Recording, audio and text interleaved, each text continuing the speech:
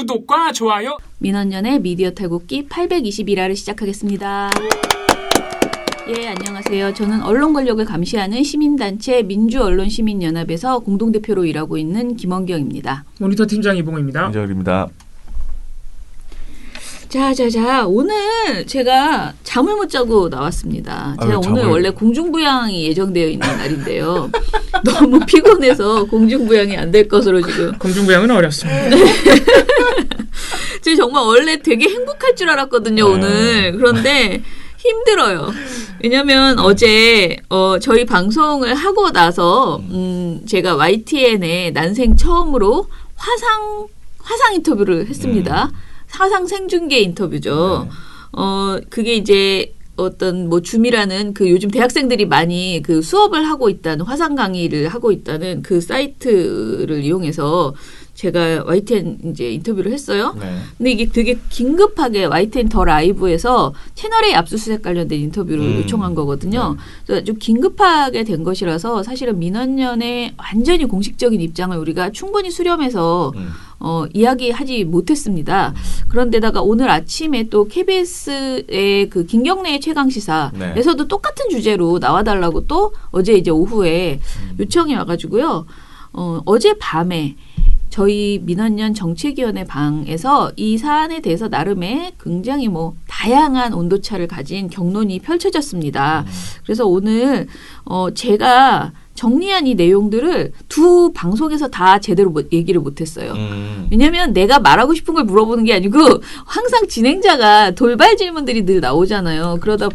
그러다 보니까 게다가 제가 너무 길게 정리를 해서 주어진 시간에 비해서 너무 많이 가져갔더라고요. 그래서 정작 내가 하고 싶은 말을 하나도 못한 그런, 그래서 굉장히 불안하고 내가 혹시 실수하지 않았나 이런, 왜냐하면 이게 굉장히 민감한 사안이에요. 그래서 좀 고민을 많이 했습니다. 그래서 오늘 이건 우리 방송이니까 좀 마음 잡고 이 이야기를 풀어보려고 합니다. 구독과 좋아요. 자, 어제 채널A 압수수색을 하겠다고 검찰이 나섰습니다. 그런데 정말 이게 언론사를 압수수색한 것이 사실상 31년 만의 일이라고 보도가 나오고 있어요. 저는 사실 또 몰랐어요. 뭐가 31년이야? 말도 안 돼. 네. 그렇게 생각을 했는데요. 이것에 대해서 왜 31년이라고 하는지 요거를 좀 이봉우 팀장님이 설명을 좀 해주실래요?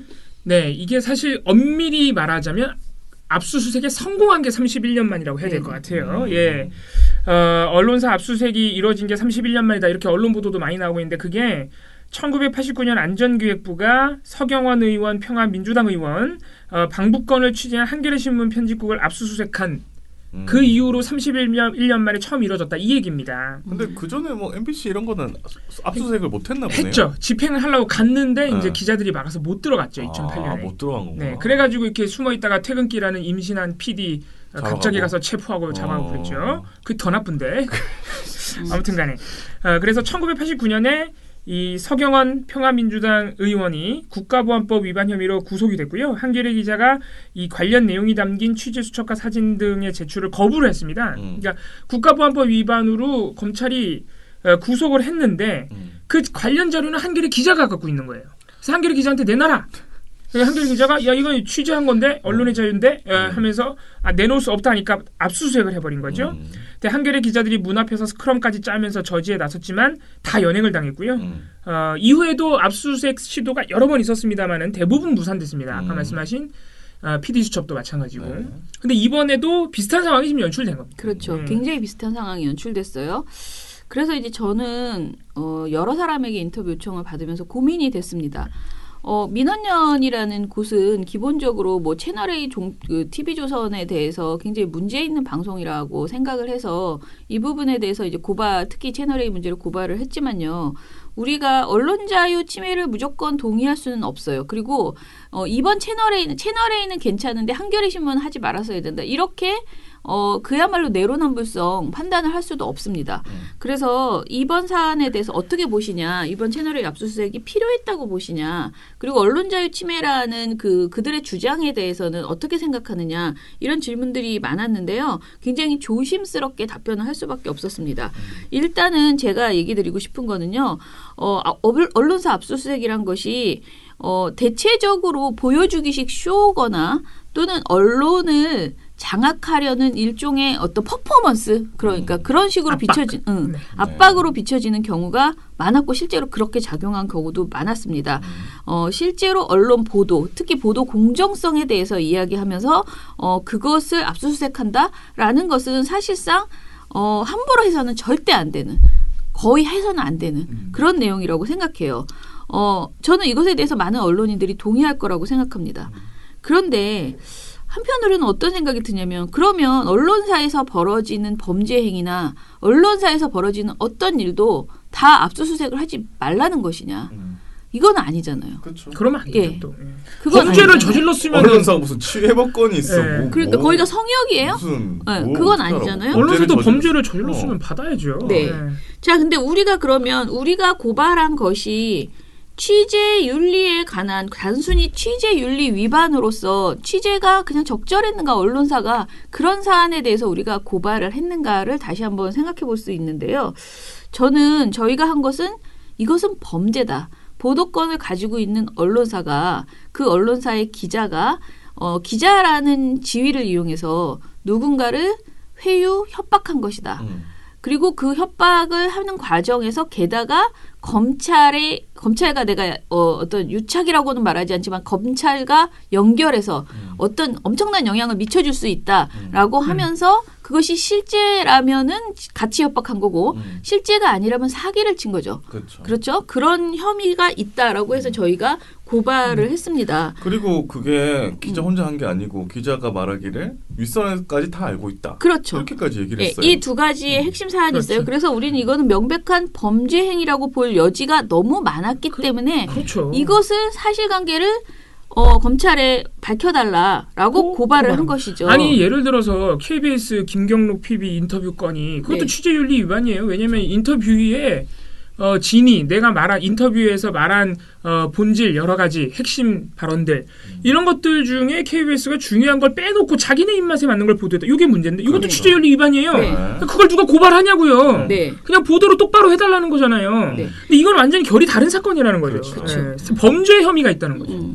게다가 채널 A가 애시당초에 좀 더 많은 시민들, 그러니까 뭐 전문가들과 외부 위원, 아예 더 적극적으로 민원연까지 와서 우리가 투명하게 공개하겠다 하면서 진상조사위원회를 열고 거기에서 나온 결과를 우리가 공표하겠다라고 했으면 고발을 안 했을 수도 있겠죠. 그렇죠. 지금 MBC가 지금 박사반 관련해가지고 외부 사람들 다 영입해가지고 네네. 공표하겠다고 했지 그렇죠. 않습니까? 뭐 이수정 교수도 네네. 오고 막 이랬잖아요. 그렇게 그래서 좀 하라고요. 신뢰가 가잖아요. 그 네네. 조사 자체는. 네. 근데 채널에는 전혀 그렇지가 않아요. 우리가 예. 일단 조사한 다음에 그 결과를 외부인한테 검사받겠대. 네. 나는 그런 조사는 진짜 보도 듣도 못했네. 게다가 이제 또 검찰도 마찬가지예요. 검찰도 우리는 검찰은 연루된 바 없다라고 주장하면서 아무것도 안 했잖아요. 그렇죠. 빠르게 그거를 받을 수 있었잖아요. 자료들을 녹취록 같은 거 다 내놔라. 녹음 파일, 뭐 녹음 그 통화 기록 이런 거 수사를 그냥 빠르게 진행했으면 되는데 그걸 안 했어요. 감찰도 그리고 안 우리가 되고. 굉장히 지켜보다가 하게 된 거예요. 실제 보도는 31일인가 나왔는데 저희가 7일날 고발을 했으니까요. 그런데 마치 많은 언론사에서 민원연 고발건으로 인한 압수수색이라고 말을 하는데요. 그래서 민원연이 압수수색을 하라고 한 것처럼 느껴지게 그런 뉘앙스로 보도되는 경우들이 꽤 있더라고요. 그러면 그런데 민원연이 가만히 있었으면 아무 일도 안 일어났겠네. 그러니까 그게 더 큰 문제는 그죠? 아니냐. 이런 그렇게 사건이 생각할 수 일어났는데 있다는 거예요. 검찰하고 언론에서 아무 일도 안 일어났겠네 그러면. 언론 보도도 그럼 더 안 나왔겠죠. 어. 근데 아무튼 결론은 민원연이 얘기한 것은 진상을 정확하게 밝혀달라라고 그렇죠. 한 것이지 네. 압수수색을 하라 한 게 아니에요. 그런데 문제는 대검이 이거를 조사를 하려고 채널 A에 자료 협조 내라. 요청을 예. 했다는 거예요.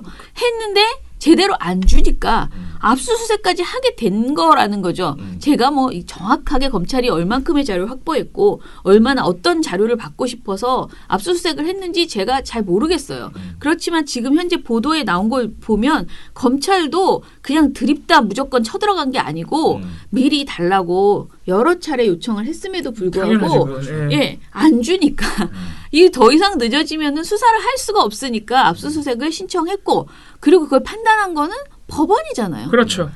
그러면은 이것에 대해서 우리가 굉장히 합리적인 수준에서 진행된 것에 대해서 지나치게 우리가 막 언론자유 침해다라고 하는 측면이 저는 있다라는 생각이 들고요. 아니 그 채널A가 언론사로서 언론의 자유 이런 거를 외치고 싶으면 언론의 자유의 기본 전제는 뭡니까? 투명성이랑 책임성이에요. 그렇죠. 이렇게 범죄 혐의가 있으면은 검찰 수사 들어갔을 때 자료 내세요 하면 투명하게 자료 다 냈으면 아무 문제 없는 겁니다. 압수수색도 안 했어요. 아니, 언론의 자유가 네. 그리고 시민들의 말할 수 있는 이런 자유를 언론의 자유라고 하지 언론사의 뭐 자유를 말하는 게 아니에요. 범죄를 저지를 자유입니까? 완전히 다르다고요. 받은 질문 중에 이런 게 있었어요. MBC의 광우병 때 그 PD 수첩 그때 이제 압수수색하려고 했던 것에 대해서 너희 반대하지 않았냐? 라고 하시고요. 그거는 제가 아까 이미 말을 했어요. 그 사례 자체가 그거는 공정성을 빌미로 해서 방송 보도의 공정성, 정확성, 그러니까. 객관성을 그렇죠. 빌미로 해서 어떻게 보면 보여주기식 그런 압박 쇼에 가까운 MBC를 망신 주려는 맞아요. 그런 압수수색 시도였고요. MBC PD들이 범죄 혐의를 한 게 누군가를 협박하거나 그런 게 아니라고요. 네, 그때 당시에. 그렇죠. 그리고 저는 이런 생각을 했는데요. 그러면 기자가 취재를 빌미로 누군가를 만나서요. 어떤 취재원을 만나서 취재를 빌미로 막 협박하다가 예를 들어 성추행을 하거나 성폭행을 했거나 이렇게 됐어요. 그래도 우리가 압수수색하면 안 되나요? 그 사람이 어떤 만나는 과정이나 이런 거 공개하지 않아요. 자기가 했던 어떤 뭐 카톡이나 이런 거 일절 공개 안 그러니까 해요. 범죄 경위를. 네. 예. 그러면 그것도 이렇게 스크럼 짜고 앞에서 싸우나요? 그러진 않잖아요. 저는 이번 사안이 거의 그런 수준의 그렇죠. 그냥 범죄라고 생각한 맞아요. 거예요. 맞아요. 네. 그만한 근데, 범죄 혐의가 네. 있다는 그렇죠. 거죠. 그런 걸 가지고 너무 과도하게 확장해서 지금 해석하고 있는 것이 아닌가라는 생각이 들었고요. 그리고 모든 언론사가 법적 테두리 안에서 성역일 수는 없는 거예요. 이번 그렇죠. 사안의 경우에는 진짜 범죄의 범법 행위로 판단되는 그 내용이 너무나 명확하게 드러났기 때문에 이것까지 압수수색이 무리다라고 얘기하는 것은 언론은 성역하는 것 이상은 될 수 없다라는 생각이 좀 들고요. 그런데 조금 고민이 됐던 게 뭐냐면은요. 그러면은 왜 MBC 제보자 지모 씨, 그 다음에 뭐 이철 씨 그 구치소, 네. 수용 거실, 그 다음에 MBC 이거 왜 압수수색 안 해? 뭐 이런 식의 지금 얘기들이 반론이 막 나와요. 이 반론은 주로 어디서 나오냐? 조선일보나 중앙일보 이런 데서 좀 많이 나오고 있거든요. 네. 그래서 그런 굉장히 발끈하는 그런 보도들이 많이 나오는데요. 제가 어제 본 기사에서 제일 웃겼던 게 이거예요. 제가 좀 해볼게요. 채널A 기자의 협박 취재 및 검언 유착 의혹에 대한 수사와 최경환 전 경제부총리 관련 MBC 보도에 대한 명예훼손 혐의 수사 이 두 개를 가지고 똑같은 동일선상에 두고요. 왜 채널A는 압수수색하고 MBC는 압수수색 안 했냐? 불공정하다. 라고 주장하는 보도의 프레임들이 지금 계속 나오고 있다는 거예요. 예를 들어볼게요. 조선일보가 MBC 빼고 채널A만 압수수색한 중앙지검 윤 총장 황당이라는 어제 보도가 있었어요. 이 보도에서는 한 변호사가 말한 거래요. 한상혁 같은 한 씨가 아니고 한 변호사가 말한 거래요. 그러면서 이렇게 말합니다. 그 한 변호사의 말이에요. 따옴표. 검언 유착 의혹에는 채널A 기자의 협박 혐의와 관련된 민주언론시민연합의 고발뿐만 아니라 MBC 보도에 대한 명예훼손 혐의 관련 최경환 전 경제부총리 구속건도 있었다. 양 사안을 균형 있게 수사해야 할 검찰이 민원연 고발 내용만 부각한 것 아니냐라고 이 사람이 말했답니다. 예, 한 변호사 좀 누군지 알려주세요. 저희가 답변할 수 있는데. 자, 다시 한번 말씀드릴게요. 두 가지 사안을 크게 보면 대등하게 비교할 수 있는 사안인지 다시 한번 생각해 이게 보세요. 말입니까 이게 진짜? 이게 무슨 뭔 소리야? 소리라고 아니 근데 이 진짜. 프레임을 정말 진지하게 이게 보도하고 있다니까요. 이게 진지하다니 세상에. 네. 자, 저는 MBC 거는요, 방통심의에 심의나 먼저 내세요. MBC 보도는요, 맞아요. 저희도 방송에서 온전히 이 보도가, 완벽하다라고 생각하지 않고 굉장히 미흡한 점이 많았고 좀 의아하다. 왜 이 내용을 그 최경환 돈 줬다. 예. 돈을 투자했다. 네. 라는 그 내용에 대해서 좀 더 치밀한 취재가 필요했었는데 왜 이렇게 서둘러서 이런 보도를 냈을까? 그리고 또 많은 사람들이 말하는 삼각 취재 좀 더 최경환 전 경제부총리의 입장을 좀 더 반론을 충분히 더 받았어야 된다라는 이야기 등이 있었죠. 그러면 이런 보도는 사실 조선일보나 TV조선 채널A에서는 진짜 천지빛깔이로 나오는 보도거든요. 아니 그리고 명예훼손 혐의에 대해서 압수수색을 하는 게 그렇게 많지가 않습니다. 명예훼손한 거 가지고 누가 압수수색을 왜 해요. 압수수색을 해요? 네. 그런데 그런 보도가 나올 때 우리가 압수수색 왜 안 했냐라고 해본 적 없고요. 그리고 검찰 수사하라고 한 적도 없습니다. TV조선 맨날 압수수색 받아야 돼요. 그럼. 네. 진짜 그래요. 조선일보. 진짜. 그래서 이 사안을 동일한 건으로 처리하는 게 말이 안 되고요. 게다가 이 논리에서 정말 웃기는 게요. 아까 말한 그 조선일보 보도에서 뭐라고 하냐면은요. 윤 총장은 이거를 동등하게 그러니까 공정하게 보도하라고 했다. 그런데 윤 총장 말을 지금 안 듣고 있다라는 주장을 하면서 뭐라고 하냐면 법조계에서는 MBC의 검언유착 보도 기조가 윤석열 최측근 검사장과 함께 윤석열 검찰총장을 겨누고 있었던 만큼 MBC에 대한 압수수색 영장 기각 과정에서 친문 성향의 이성윤 서울중앙지검장의 입김이 작용한 것 아니냐는 관측이 나오고 있다. 또 나왔네. 라고 조선일보가 말했습니다. 친문 또 나왔네. 이게 여기도 친문을 갖다 붙이네. 진짜 대단하다 진짜. 그러면서 윤 총장이 전반적인 사안에 대해서 균형 있게 수사하라고 서울중앙지검에 지시를 내렸는데 왜 그렇게 못했냐 이런 식의 이야기도 나오고 있어요. 근데 균형 있게라는 말이 MBC와 채널이 똑같이 압수수색해라는 걸까요?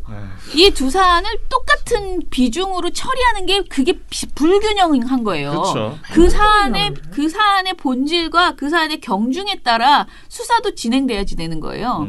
근데 이거를 정말 윤 총장이 이렇게 말했다면은 정말 이런 취지로 똑같이 해라고 했다면 그것도 참 신기한 사람이고요. 문제지. 네. 아니, 조선일보는 뭐가 꿀려서 이렇게까지 채널 A를 보호하려고 할까요? 참. 아무튼 이런 일이 있었습니다. 채널에는 TV조선 극우라고 했는데. 그러니까 참으로. 자, 관대하시다. 그래서 그러면은 압수수색해서 뭐가 될까? 여러분 어떻게 생각하십니까? 뭐 나오겠습니까? 채널 A가 이미 증거인멸 다 했을 것이라는 우려도 나옵니다. 보도가 나온 지 30일이 지났습니다. 네. 이미 그 녹취록 있어도 녹취 음성 있어도 다 지웠겠죠 채널 A가. 그러니까요. 그래서 어제 양지열 변호사가 YTN의 그 뉴이죠에서 그런 말을 하더라고요. 이 요즘은 디지털 증거 확보가 엄청 중요한 시대인데 왜 이걸 이렇게 늦게 했느냐 라면서 아무리 생각해봐도 검찰이 자신의 명예회복을 위해서 미리 신속한 증거 확보 노력을 했어야 된다. 이거 뭐 민원연이 수사하라고 해가지고 이제 와서 그러니까 고발해가지고 이제 와서 이렇게 된 게 말이 안 되죠. 너무나 아쉽다. 왜냐하면 채널A 기자에 따르면 검사가 채널A랑 지금 결탁이 돼 있어요. 네. 그러면 사실은 검찰한테도 지금 검찰도 약간 당사자 비슷하게 돼 있거든요. 당사자예요. 셀프 수사예요. 사실은 이번에. 그러니까 이게 빨리 해가지고 자기가 아니라면 빨리 해가지고 이거를 털어야 되잖아. 네, 근데 지금 한 달 동안 있다가 이제 압수수색 해가지고 지금 뭘 한다? 이게 좀 찜찜합니다. 그러니까 사실 저희도 이게 저희 언론 시민단체나 이런 데서 가만히 있으면은 이 어마무시한 언론계의 초유의 사태가 그냥 넘어갈까봐 저희가 검찰 고발한 건데 사실 저희는 가만히 있으면 안 된다. 언론 보도도 더 이끌어내야 되고 어느 쪽이든 간에 이 진상규명을 위해서 뭔가 변화가 있어야 된다는 취지로 고발을 했지만 사실 저희가 고발할 때도요 그런 걱정들 많이 하셨어요. 아니 검찰이 진해일인데 그 진해일 수사하라고 고발하면 제대로 하겠어요? 이런 걱정이 고발을 했어? 왜 검찰이 하셨어요? 그거 안 돼요. 면죄부를 주는 거 아니야? 네. 셀프 수사잖아. 이런 생각을. 근데 저는 어떡해. 결국은 검찰 스스로가 그런 비난을 받지 않기 위해서 최선을 다해서 정말 그렇죠. 조사를 해서 증거를 내놔야 되니까 대략 한 다음에 그래서 저는 압수수색까지도 갔다라고 보거든요. 이런 것을 하지 않고 안 줍니다. 안 줘서 우리는 모르겠습니다. 이런 결과를 내놓으면 욕을 바가지로 먹겠죠. 사실은 저거 완전히 뭐 국정감사 가자 뭐 이거 뭐 정말 뭐 특검하자라는 말밖에 나올 수밖에 없어요. 그 채널A랑 검찰 똑같네? 이렇게 될 수밖에 없잖아요. 예. 그러니까 아무튼 저희 취지는 이런 거였고 근데 지금 와서 보니 지금 조선일보나 등등에서 뭐 채널에 압수수색이 엄청 뭔가 잘못되는 것처럼 그렇게 얘기했는데 오히려요 저희가 지금 고발한 지도 20일이 넘어갔어요. 압수수색을 너무 늦게 한 거예요. 그렇죠. 오히려 너무 늦게 해서요 이거는 검찰이 우리가 예상한 대로 우리가 걱정한 대로 대충 쇼하고 있구나. 우리 열심히 하고 있어요. 우리 사건이지만 열심히 수사하고 있어요라고 검찰이 보여주기식 하고 있는 거 아니니? 이런 걱정이 나온다는 거죠. 오히려 정반대로. 예. 이건 아주 상식적인 문제입니다. 이거는. 자, 아무튼 그래서요. MBC 압수수색 똑같이 왜 안 하냐 이런 소리에 대해서는 제가 말씀드린 그런 문제로 좀 접근해서 바라봐 주셨으면 좋겠다라는 겁니다. 아무튼 간에 이번 사건의 본질은 범죄 행위예요. 범죄 행위라고 제가 단정하는 게 아니고 범죄 행위 의혹이 분명하게 있고 그것을 본인들이 채널A와 채널A 기자가 주장하는 나 혼자 한 일이다 또는 윗선과의 어떤 교감 없었다. 그다음에 검찰과의 교감 없었다. 이거는 지금 상황에서는 도저히 믿어줄 수 없는 그런 상황이고요. 이 제보자의 말이나 여러 가지 정황들이 분명하게 있기 때문에요. 그리고 녹음 파일도 어찌됐든 있다 하고 하니까 이런 모든 증거들을 꺼내서 아주 정확하게 수사 결과를 내놓지 않으면은 이 사안은 지금 채널A는 특히 방송통신위원회에 재승인이 걸려 있잖아요. 네. 그래서 더더욱이 그 호락호락 그냥 넘어갈 수 있는 사안이 아니다라는 거를 말씀드리고 저희는 마무리하겠습니다. 네. 자, 그러면은 기고수 좀 저 해주세요. 채널A 압수수색 상황을 좀 말씀을 드려야 될 것 같아요. 네. 어제 제가 자기 전에도 채널A 기자들이 맡고 있어서 검찰하고 대치 중이고 그거 검찰하고 대치 중이라고 해서 싸우고 있는 건 아니고요. 말 그대로 못 들어오게 막으니까 이제 검사들은 그쵸. 이거 기자들이 우리 해야 된다, 있는데. 해야 된다 이렇게 하고 말 그대로 맞서고 있는 상황인 거고. 뭐 공무집행 방해다. 네. 그래서 검찰 측에서 이제 채널A 보도본부장과 계속 협의도 하고 그랬습니다. 어떻게 자료를 가져가고. 근데 잘 안 돼가지고 지금 저희가 아침 9시에 녹음을 하고 있는데 지금까지 24시간째 채널A에서 압수수색 대치를 하고 있다 그래요. 지금도 그러니까 채널A 기자들이 맡고 있는 거죠. 그리고 어제 채널A 기자들이 10줄짜리 입장문 낸 거 보셨어요? 네. 우리는 진실을 감추지 않는다. 근데 우리는 정말 우리 소속 기자가 이런 일을 한 것에 대해서 정말 죄송하고 부끄럽다. 국민에게 사과한다. 그렇죠. 최선을 다해서 수습하겠다. 이런 얘기 왜 안 합니까? 그러니까 더 의심스러운 거예요. 그러니까 저는 기자가 돼가지고 그게 기본이다. 좀 압수수색 막을 수 있어. 동료로서 정말 그런 마음이 있다는 거 저도 그런 논리가 있다는 것도 인정한다고 했잖아요. 네. 그런데 그런 말을 하기 전에 이 행위가 정당하다고 보지 않는다. 그렇죠. 그거는 하고 들어가야 되는 거잖아요. 그런 얘기도 없이 어떻게 네. 이렇게 하고 그래서 있습니까? 너무 진짜 이거는 사측이 낸 성명을 그냥 불러준 대로 쓴 것 같은 그런 느낌? 아니면- 기자로서의 어떤 이게 하나도 없다는 아니면 느낌. 기자들이 그 행위를 정당하다고 보던가. 맞아. 정당하다고 네. 진짜 진심으로 그렇게 생각할 수도 있는 우리는 거지. 기자니까 협박해도 돼. 그게 채널A 문화인가 아이, 보지. 이거 이렇게 생각하지 않으면 이런 성명이 나올 수가 없어. 우리 채널A 기자들은 원래 저 검찰총장이나 검사장급하고 원래 그런 커넥션을 가지고 범죄자들이랑 그렇게 딜해. 뭐 이렇게 생각하고 있나 보죠. 자랑스러우실까들. 네. 아무튼 뭐 그 정도로 하고 넘어가겠습니다. 네네. 구독과 좋아요. 지금 조선일보, 중앙일보에서 오거돈 성추행 사건 보도할 때 친문을 덕지덕지도 갖다 붙이고 있는데 진짜 뭐든지 친문이야. 이제 그거 외에는 별로 할 게 없나 봐요. 아니 그래서 네. 그 조선일보에서 2012년에 뭐 공개 그거예요, 문재인 그거. 지지 네. 그거 있잖아요. 네. 찾아봤거든요. 그럼 안철수도 공개 지지했고 안철수 외곽그룹도 공개 지지했고 뭐 온갖 사람이 다 공개 지지했습니다. 네. 문재인 그때 당시 네. 후보를 2012년에. 그러니까. 그럼 다 친문이네. 그래서 세상의 절반이 친문이야.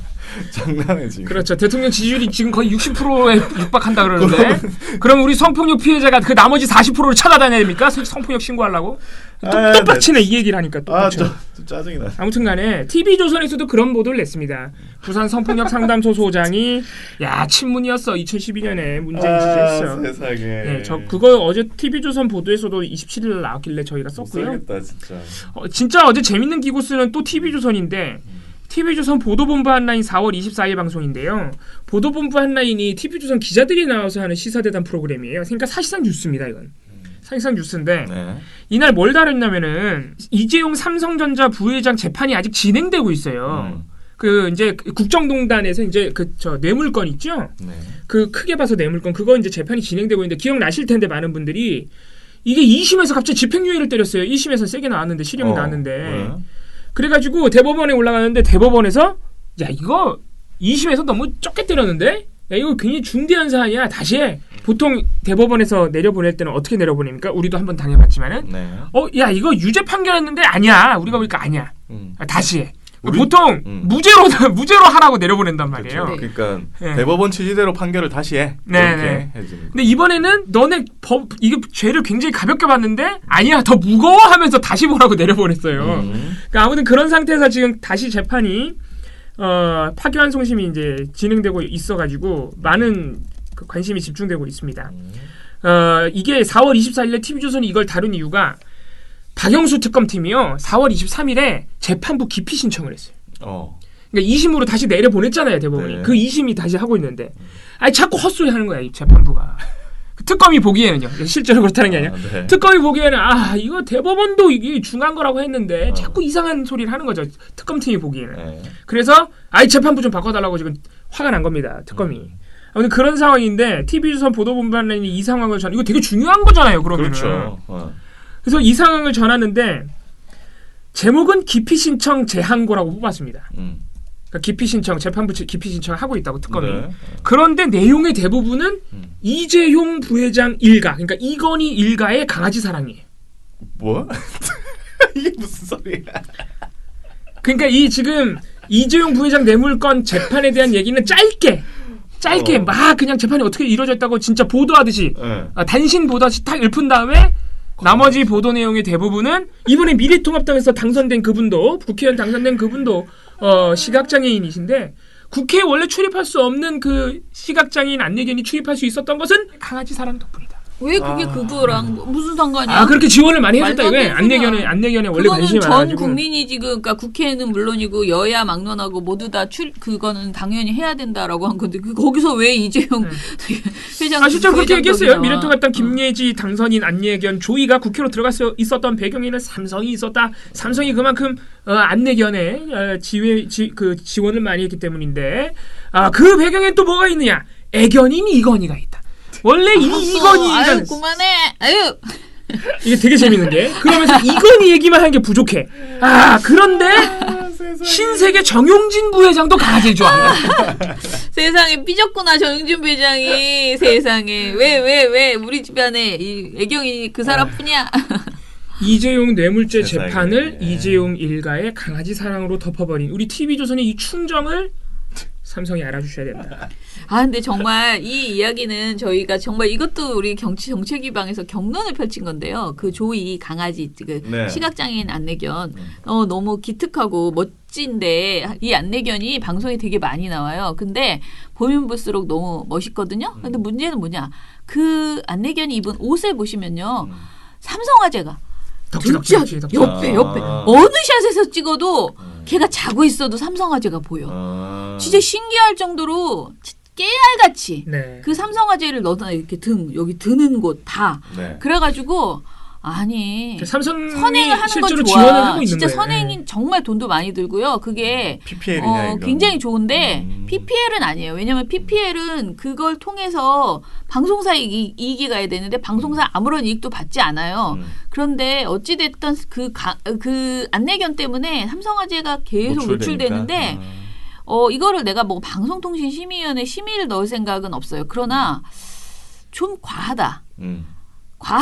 선행을 하는 건 좋지만 이렇게까지 안내견에게 이렇게 유세를 진짜 떨어야 되나? 그냥 좋게 그냥 그 모든 시각장애인에게 그냥 좋게 드리면 안 되나? 그냥 저는 안내견입니다. 뭐 돈터치 뭐 그런 것만 좀 붙이면 안 되나? 그 개한테 꼭 그렇게 삼성화재 개라는 것을 그냥 여기저기에 그렇게 붙여야 되나?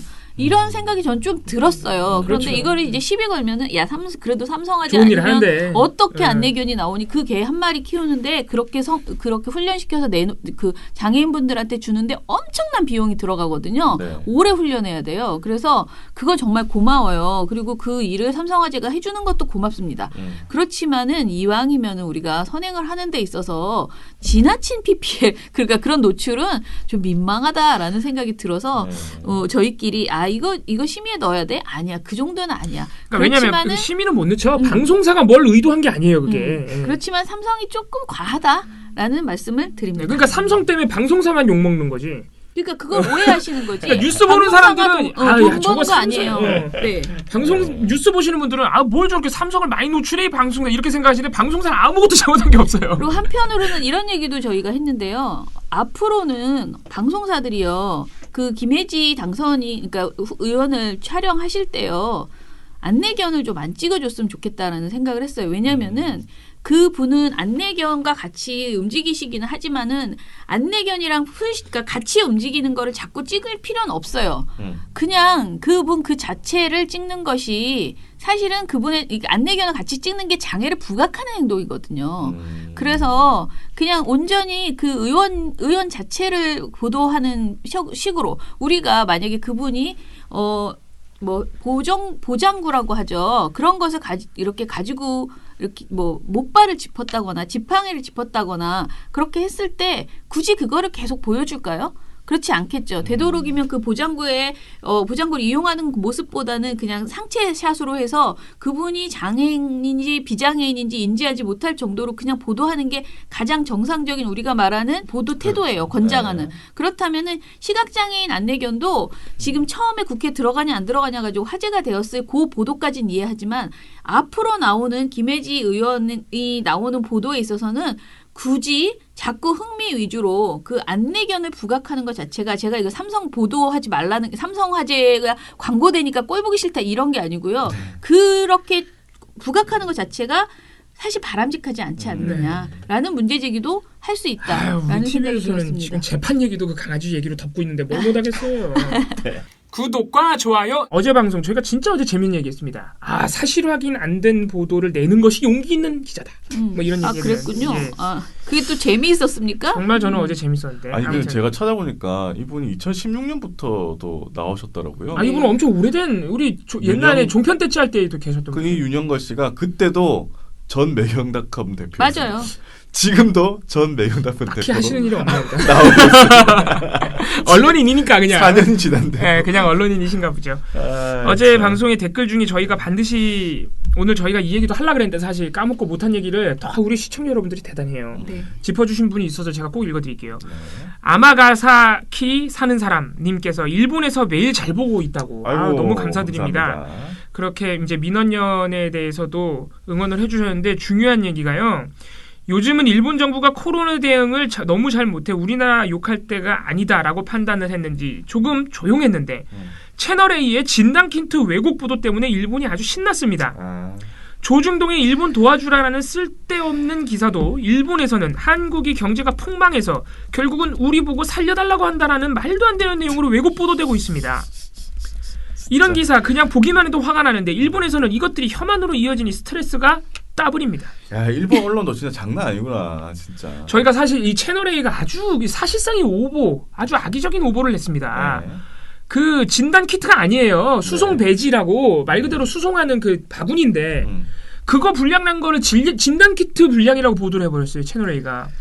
그거를 지금 일본이 가져가가지고 야 알고 보니 그 한국의 진단 키트가 다 불량이래 이렇게 보도하고 있거든요. 네, 그거 진짜 심각해요. 심각해요, 진짜. 그래서 이 사안 저 어제도 그거 가지고 김성환 KBS 방송에서 인터뷰를 이걸로 길게 했는데요. 진짜 채널A가 진짜 요즘 총체적 난국이구나. 이 와중에 그게 왜냐면은요. 진단 키트라고 쓰면 안 되죠. 그렇죠. 예, 그게 진단 키트의 일환이라고 말할 수도 없어요. 왜냐하면 그 진단 키트를 담는 바구니라니까요. 바구니. 네. 바구니가 변색이 될 수 있대. 변색이 된대 자꾸만. 그 변색이 돼서 불량이면 그냥 보여. 불량, 그러니까 무슨 막 심각한 우리가 말하는 우리가 진단 키트 불량이라고 하면 막 양성인데 음성으로 나오거나 이런 거를 상상하잖아요. 그런 게 완전히 아닌데 제목도 그렇게 뽑았고요. 채널A가. 게다가 리드문도 그렇게 오해가 될 수 있게 뽑았어요. 채널A 보도 자체가 문제적이고요. 그걸 또 일본이 가져가더니 아유 쉬거나 신났다 해가지고 좀 못 살겠다. 한국 건 안 된다. 라고 하면서 막 그 일본의 뭐 아사히 신문 등이 다 지금 들끓는다는 거예요. 아유 채널A랑 일본은 우리나라 진단키트 쓰지 마. 그럼 걸려도. 아무튼 쓰지 마. 근데 아무튼 채널A 보도 이 보도야말로 방송통신심의위원회에 들어가서 진짜 징계 받아야지 될 만한 사안이에요. 심의를 누가 넣었을까요? 넣어야 됩니다. 우리가 넣어야 됩니까? 아니 우리가 아니어도 시민들이 왜냐면 제가 요즘 보니까 심의를 꼭 우리가 안 넣어도 다 넣으시긴 하더라고요. 이런 화제가 된 보도들은. 아무튼 저희도 넣을 테니까 여러분들도 이거 심의 꼭 넣으셔야 채널A 진단키트 불량보도 있습니다. 아무튼 아마가사키 사는 사람님 너무너무 감사드리고요. 일본에서도 이렇게 또 보시는구나. 너무 감사합니다. 민원연도 DBRGKK님 민원연도 내용별로 5분 내외로 하이라이트만 따로 올려주심 구독하시는 분들이 더 쉽게 접할 수 있을 것 같아요. 30분은 너무 깁니다. 저희도 알고 있습니다. 저희도 알고 있어서 하이라이트 이렇게 부분 자르는 거 저희도 고민은 하고 있으니까 예, 조금만 기다려 주시고요. 자, 그리고 뭐 원석우님은 다시 느끼는 거지만 오거돈의 피해자 여성분 진짜 현명하게 잘 대처하셨다. 반대로 언론이라는 것들은 이렇게 비겁하고 무식할 수가 없다라고 하셨는데요. 예, 저희가 어제 조선일보, 중앙일보 얘기도 했기 때문에 네, 그죠. 네. 네. 하고 싶은 얘기 되게 많고 이 쉬는 기간에 아마 벌어질 일들도 굉장히 많을 텐데요. 그래서 민원연 이거 사안 어떻게 생각할까 굉장히 고민하실 거예요. 그래서 좀 저도 이 공백의 시간이 있는 것에 대해서 안타까운데 그래도 공중부양 되고 싶은 이 마음 때문에 저는 아무튼 떠납니다. 여러분 뭐 이렇게 하는 거 휴가 잘 보내시고요. 저희도 쉬는 기간이라도 네. 틈틈이 언론 보도 보면서 네, 저는 안 볼 겁니다. 예. 네. 전화도 하지 마세요. 여기 네. 방송 보시는 이건 많이 작가님들. 쉬셔야 돼요. 예. 자, 그럼 이제 저희는 마무리하시죠. 5월 6일에 오는 네. 거죠? 예. 네. 5월 6일에 뵙겠습니다. 5월 6일에 방송으로 찾아뵙겠습니다. 네. 민원연의 미디어 탈곡기는 내일도 열심히. 털어드리겠습니다. 탈탈탈 안녕. 안녕히 계세요, 여러분. 전 이 세상의 모든 굴레와 속박을 벗어던지고 제 행복을 찾아 떠납니다. 여러분도 행복하세요.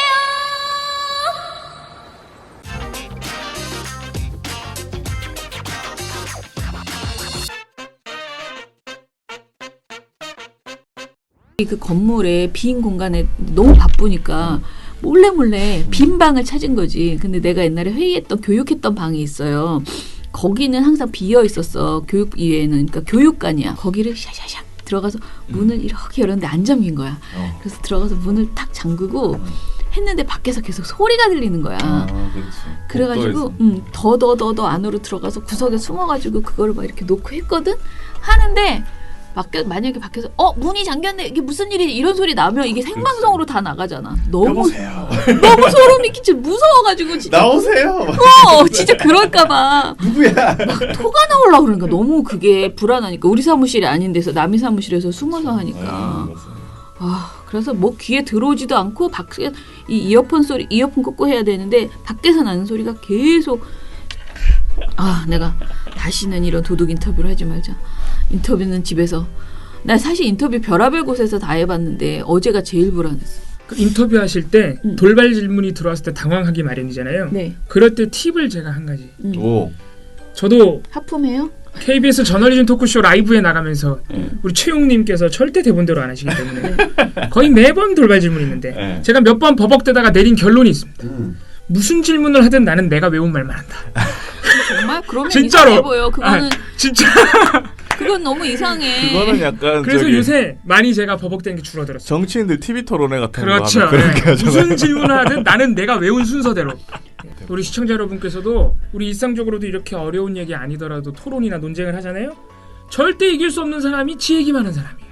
그러니까 상대방이 뭐를 질문하든 간에 난 내 할 말만 한다. 이 어린이랑은 아무튼 더 이상은 그것이 대화를 진행하지 맙시다. 그것이 팁이에요. 내가 할 말만 하겠다. 자, 할 말이 생각 안 나세요? 똑같은 말 계속 하세요. 그럼 못 이겨요. 뭔 얘기? 자, 채널에 지금 심각해요. 지금 15시간 동안 어제 밤늦게까지 말이야. 네. 압수수색 공무를 집행을 방해하고 말이야.